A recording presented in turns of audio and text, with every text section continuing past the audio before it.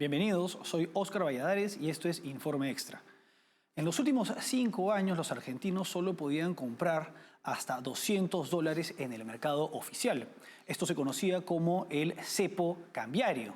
Y a esto se sumaban impuestos y regulaciones que obstaculizaban la compra de dólares en el país. Esto ha cambiado a partir de este lunes con el anuncio del gobierno de Javier Milei de liberalizar la compra de dólares. Para analizar este tema y el impacto que va a tener en Argentina, nos acompaña Eloy Vera, abogado y analista político. Eloy, gracias por acompañarnos. Gracias a vos por invitarme de nuevo. ¿Cómo estás? No, muy bien, gracias por acompañarnos. Bueno, Eloy, he tratado de hacer una explicación algo simple, pero creo que tú podrías ser un poco más didáctico para explicar a quienes no son argentinos y a quienes no entienden de economía qué es el cepo cambiario en Argentina. Bueno, el cepo cambiario es una regulación que hemos tenido intermitentemente durante las últimas décadas. El actual está en vigencia desde 2019, cuando lo puso el presidente Macri en anticipación a una corrida del precio del dólar, eh, antes de pasar el gobierno al kirchnerismo, que es básicamente un control de cambios. Es que el gobierno fija un tipo de cambio oficial, que es al que el propio gobierno puede vender dólares y los ciudadanos tienen permitido comprar legalmente y tenerlo dentro del sistema bancario, con la particularidad de que hay un límite a la cantidad que se puede comprar y que están discriminados distintos tipos o distintos precios del dólar para distintos compradores. Es más barato el que pueden acceder, por ejemplo, los turistas que van al exterior que el que pueden acceder las empresas que usan esos dólares para importar insumos, etcétera. Esto generó que a lo largo de los últimos años ya se han segregado una cantidad inmensa de tipos de cambio, muy variantes y a veces muy discordantes entre sí, con brechas de hasta de varios cientos de pesos, generando obviamente una gran incertidumbre económica y obviamente también una gran salida del sistema oficial, de la gente que buscaba ahorrar en esa moneda que es mucho más estable y por lo tanto terminaban comprando dólares en el mercado negro, no reportándolo, sacándolo del sistema bancario y generando mayor incertidumbre y vaciando las reservas que existen en el sistema bancario y que por lo tanto están disponibles para el Estado. Ahora, teniendo en cuenta estos resultados, ¿cuál fue la lógica de establecer el cepo cambiario?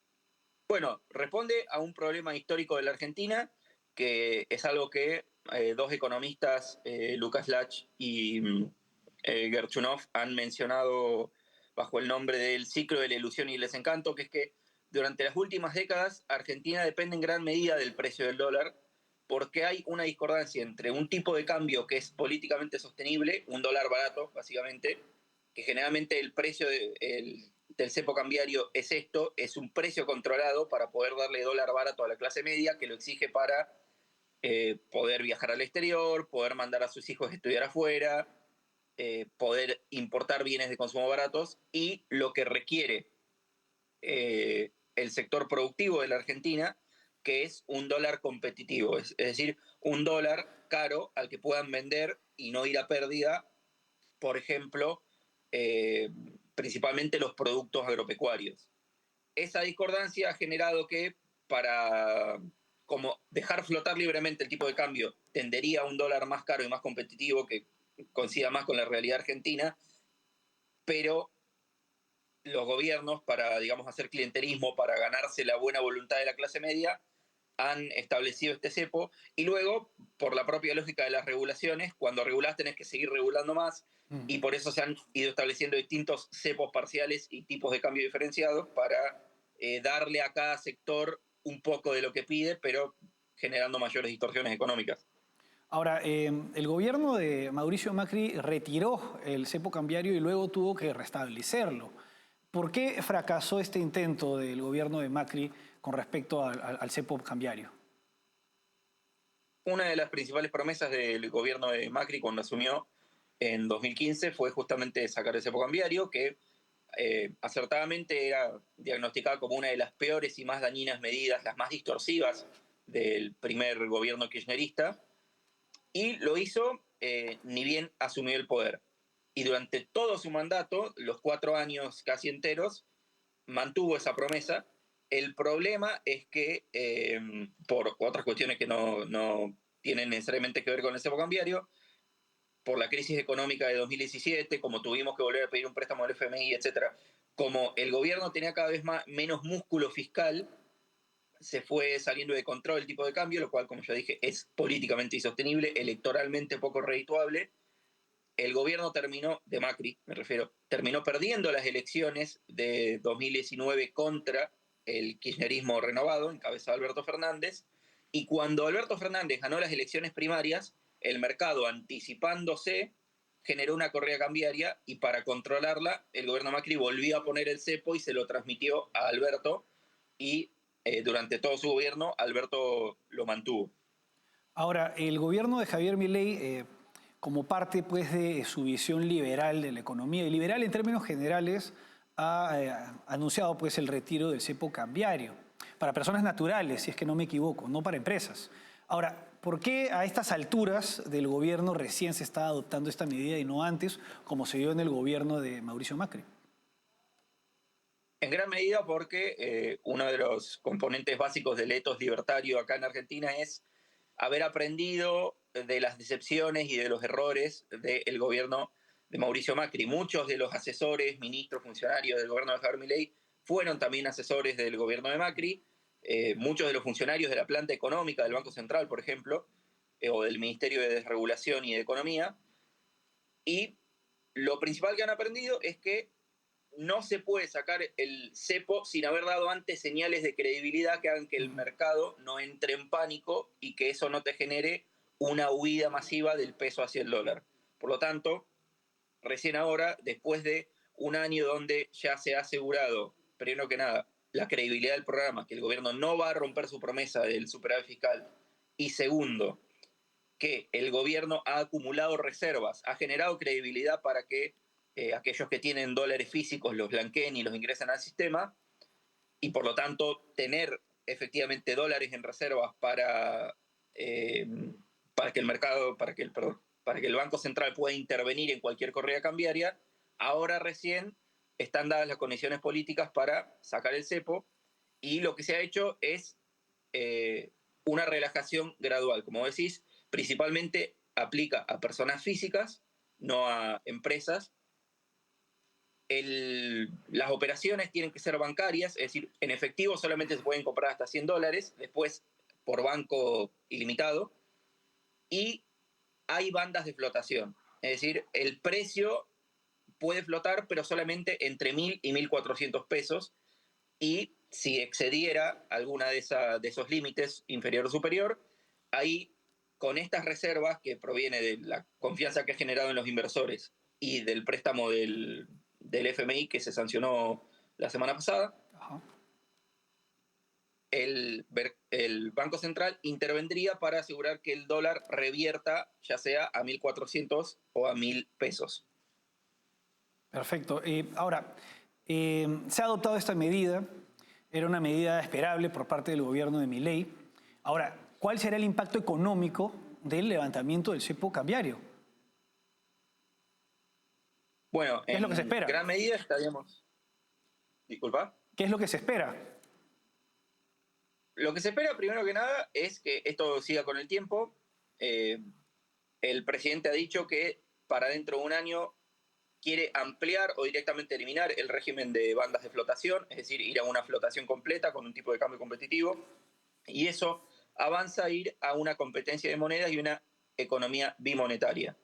Es decir, que en la Argentina sea tan seguro tener dólares, ¿Cómo? ahorrar en dólares o incluso realizar transacciones cotidianas en dólares, como lo es hacerlo en pesos, lo cual, primero que nada, unificaría el tipo de cambio. Ya no tendríamos 20 tipos de cambio distintos, sino que tendríamos un único para personas físicas, para personas jurídicas, para importadores, exportadores, etcétera, lo cual traería mucha más certeza política, traería mucha más competitividad a los sectores que dependen de insumos dolarizados o que exportan a precios dolarizados, y sobre todo generaría, en consonancia con otras medidas, certeza de que este gobierno se toma en serio su programa económico, que lo tiene planificado y que básicamente no lo está improvisando, que está haciendo las cosas a un ritmo, como digo, planificado para que las medidas se apoyen las unas con las otras y sean sostenibles en el tiempo. Eloy, vamos ahora a una pausa y regresamos para analizar cómo se relaciona el acuerdo del gobierno de Javier Milei con el Fondo Monetario Internacional con esta medida del levantamiento del fondo del cepo cambiario.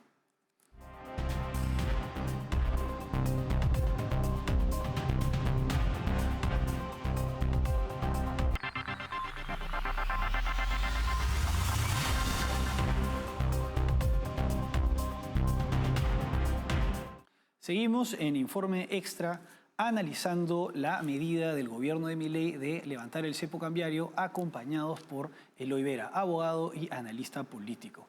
En el bloque anterior hemos visto en qué consiste el cepo cambiario, desde cuándo viene funcionando, ha estado funcionando en Argentina y el impacto que tendrá el levantamiento pues, de estas medidas restrictivas que esta medida del gobierno de Milei de liberalizar pues, la compra de dólares. Ahora bien, el viernes el gobierno de Milei llegó a un acuerdo con el Fondo Monetario Internacional, un acuerdo por un valor de 20.000 millones de dólares. ¿Cómo se relaciona este acuerdo con esta medida de levantar el cepo cambiario? Es fundamental porque sin esa plata que prestó el FMI no se habría podido levantar el cepo cambiario, como digo. Para asegurar que el tipo de cambio va a poder ser sostenible y que se va a mantener en un valor razonable, que sea tanto sostenible políticamente como económicamente competitivo, el Banco Central necesita dólares para poder intervenir y mantener el dólar dentro de estas bandas de flotación. Esos son los dólares que el FMI nos acaba de prestar, más eventualmente se espera dólares que van a aportar los propios ahorristas privados una vez que empiecen a confiar más en el sistema bancario argentino y digan, ok, no me van a poner restricciones, no me van a impedir sacar mi plata, no va a haber un corralito como en 2001, etc.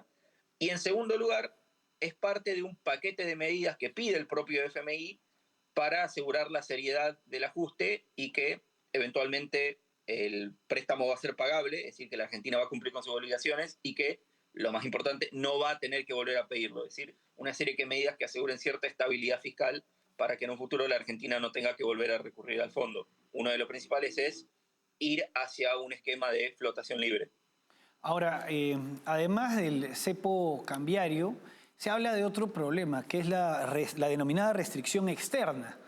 ¿En qué consiste este problema económico? Bueno, restricción externa es como se le dice en Argentina a la cuestión principalmente de que nosotros, al tener una moneda históricamente débil y al depender en gran medida de las exportaciones de un único sector, que es el campo, aunque ahora se está diversificando un poco con el petróleo, etcétera, pero básicamente materias primas, esencialmente nuestra economía depende de una moneda que no es la nuestra, depende del dólar.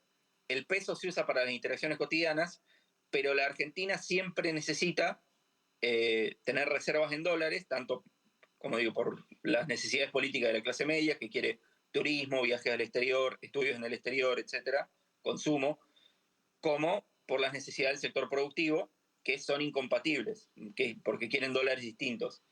Y ese es un valor que nosotros no controlamos. El problema de restricción externa tiene que ver cómo aseguramos que el peso va a ser estable con relación al dólar. Es decir, no solamente que va a ser estable como unidad de cambio dentro de la Argentina, sino que va a, digamos, mantenerse a lo largo del tiempo un precio con el dólar que permita cierta previsibilidad y que permita planificar, por ejemplo, a qué precio comprar y vender y no tengamos, por ejemplo, un problema que está viendo ahora mismo en la Argentina, que es que el campo ya realizó su cosecha, ya tienen listas las cosas para vender, la soja, por ejemplo, y todavía no lo liquidan porque están esperando, especulando a ver si el dólar va a estar en un precio más favorable para vender en un futuro.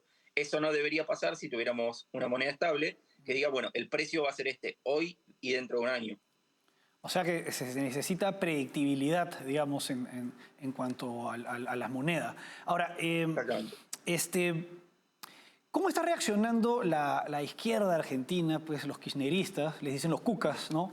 Y los peronistas ante el evidente éxito económico del gobierno de Javier Milei? Y al respecto, Cristina Fernández de Kirchner ha dicho lo siguiente, entre otras cosas, en su cuenta X, que el Fondo Monetario Internacional le pone los dólares a los gobiernos gorilas como el tuyo y el de Macri y se terminan pagando con la miseria y el hambre del pueblo argentino.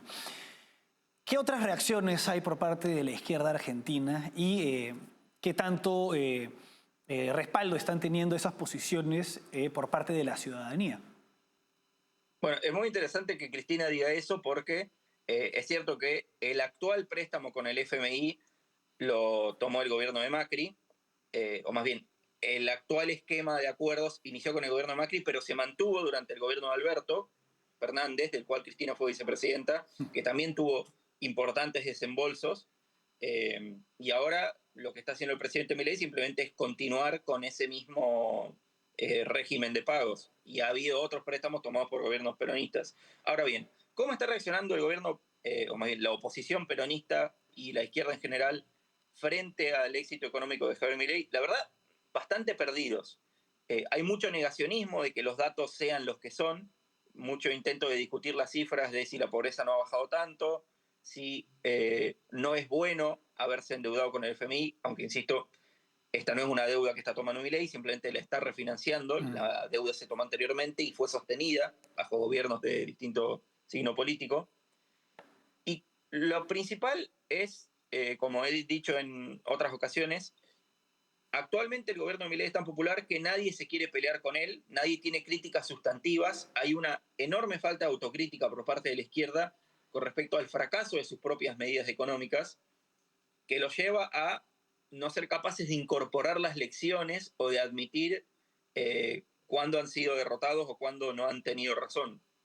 Además de que actualmente, como estamos yendo hacia las elecciones legislativas de este año, hay una crisis de liderazgo en la oposición que están divididos en distintas facciones por cuestiones personalistas. Todas estas distintas facciones piensan lo mismo, ninguna de ellas es más cercana al gobierno o más lejana, ninguna de ellas propone una mayor racionalidad económica que lo que vimos durante los últimos años, simplemente es una cuestión de qué nombres van a encabezar la lista de la oposición, lo cual es un mensaje que no encanta mucho a los votantes, así que tampoco es cada vez una cámara de eco que resuena entre sí, pero que no genera nada para el exterior.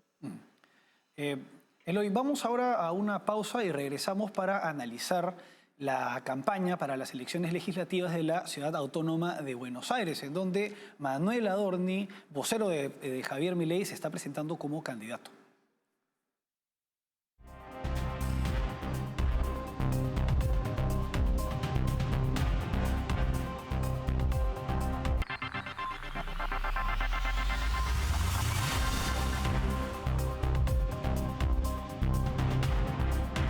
Seguimos en Informe Extra analizando la coyuntura política de Argentina, acompañados por Eloy Vera, abogado y analista político. En el bloque anterior estábamos analizando las distintas medidas económicas del gobierno de Javier Milei y la reacción por parte de la izquierda peronista y kirchnerista ante estas medidas económicas y el éxito que están teniendo.